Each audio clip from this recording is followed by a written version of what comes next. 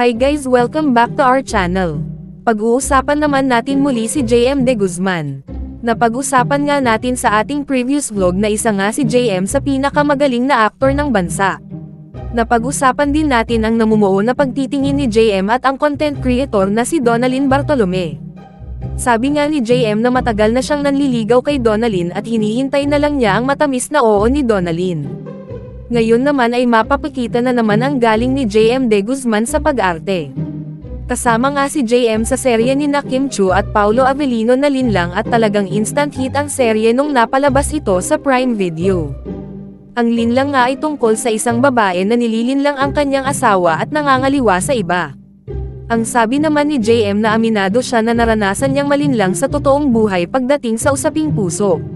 Lubha raw itong nakaapekto sa kanya lalo na't humantong ito sa pagpapabiya niya sa sarili noon. Ang sabi ng binata, una, di ko kinaya, parang naging hassle siya sa akin. Yun nga, self-destruct kasi bata pa ako noon. I learned the hard way.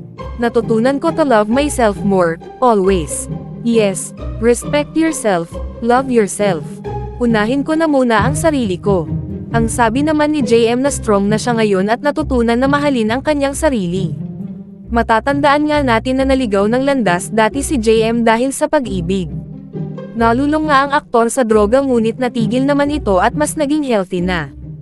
Thankful naman siya sa ABS-CBN na binigyan siya ng pagkakataon na makabangon muli at ngayon nga ay sunod-sunod ang blessings ni JM at masaya ang kanyang puso. Hiling nga natin na sana magpatuloy ang biyaya ni JM at maging masaya habang buhay. Mapapanood nyo nga si JM sa Linlang at ito'y mapapanood sa Prime Video at sana ay panoorin natin ito. So ano say ninyo dito guys?